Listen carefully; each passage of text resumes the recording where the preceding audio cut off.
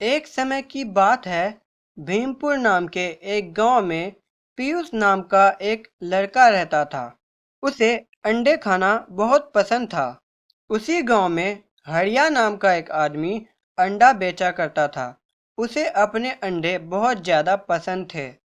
हाय मेरे अंडे, मेरे जितना अच्छा अंडा पूरे गांव में कोई नहीं बेचता। एक दिन शाम को पीयूष हरिया की दुकान में आया। हरिया भैया, मेरे घर में दावत होने वाली है। जल्दी से 2 दर्जन अंडे मेरे घर पहुंचा दीजिए। तब तक मैं सब्जियां खरीदने जा रहा हूँ। ठीक है पीयूष भाई, मैं पहुंचा दूंगा, आप बेफिक्र रहो। पीयूष वहां से चला जाता है। रात होने पर हरिया पीयूष के अंडे लेकर वहां से निकलता है। कुछ देर बाद वह जंगल के रास्ते में पहुंच जाता है। लगता है कोई आ रहा है। अचानक हरिया के सामने चुड़ैल आ जाती है। कहाँ जा रहे हो इंसान? ये अंडे मुझे दे दो। अरे ये चुड़ैल कहाँ से आ गई, अब क्या करूं? जल्दी करो, मुझे इंतजार नहीं हो रहा, नहीं तो मैं तुम्हें ही खा जाऊंगी। नहीं नहीं चुड़ैल, मुझे मत खाना, ये लो सारे अंडे ले लो। हरिया चुड़ैल को अंडे दे देता है। चुड़ैल अंडे लेती है। नहीं नहीं, ले लो अपने अंडे, मुझे नहीं चाहिए। क्या नहीं चाहिए? पर अभी अभी तो तुमने ही मांगा। तभी चुड़ैल वहां से हंसते हुए चली जाती है। कुछ तो गड़बड़ है, मुझे क्या, मेरे अंडे तो बच गए ना। हरिया वहां से निकलता है और पीयूष के घर अंडे पहुंचा देता है।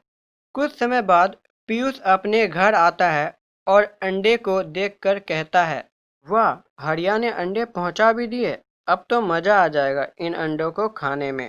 तभी उसकी नज़र एक अंडे पर पड़ती है जो कि सोने की होती है।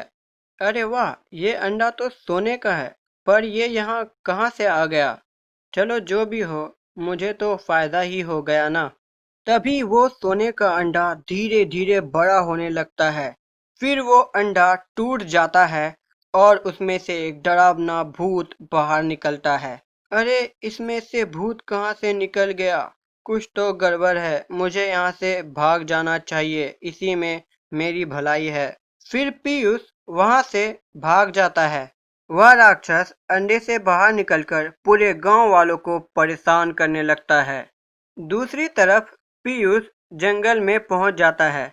अरे अचानक ये सब क्या हो गया? सब कुछ तो ठीक ही चल रहा था। वो राक्षस पूरे गांव वालों को परेशान कर रहा होगा। मुझे जाकर हरिया से बात करनी चाहिए, उसी ने तो अंडे दिए थे ना। फिर पीयूष हरिया के पास जाता है। हरिया उसे रास्ते में ही मिल जाता है। हरिया, तुम यहाँ, अच्छा हुआ तुम मिल गए, मुझे तुमसे ही बात करनी है। अरे पीयूष, गांव में एक राक्षस ने हमला कर दिया है, मैं भागते भागते यहाँ आया हूँ। फिर पीयूष हरिया को सारी बातें बता देता है और पूछता है, हरिया बताओ, अंडे लाते वक्त रास्ते में तुम्हारे साथ कुछ हुआ था क्या? हरिया पीयूष को सारी बातें बता देता है। हरिया, मुझे लगता है कि जरूर चुड़ैल ने ही कुछ किया है। अब हमें ही इस गांव को उस राक्षस से और चुड़ैल से बचाना होगा। अब हम क्या कर सकते हैं पीयूष?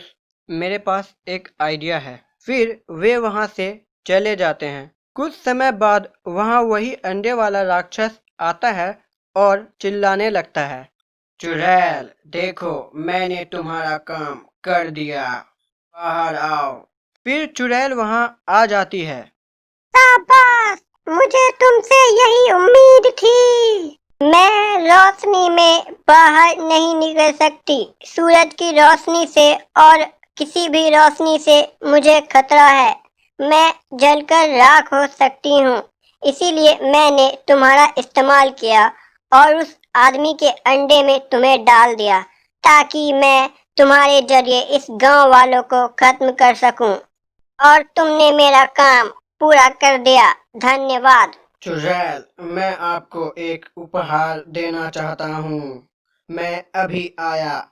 फिर वो राक्षस वहां से चला जाता है। कुछ समय बाद वह वापस आता है। उसके हाथ में एक बड़ी सी लाइट होती है। ले आए मेरा उपहार।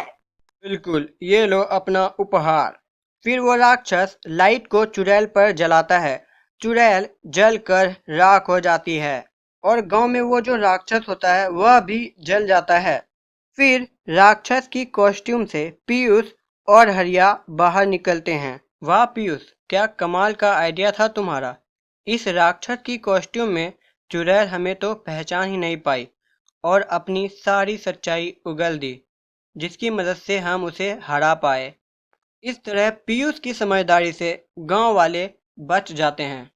अगर वीडियो अच्छा लगा हो तो लाइक ज़रूर कीजिए और हमारे चैनल को सब्सक्राइब करके बेल आइकन दबाइए ताकि हमारे वीडियो के नोटिफिकेशन आप तक सबसे पहले पहुंचे। इस वीडियो को देखने के लिए बहुत बहुत धन्यवाद। Thank you so much.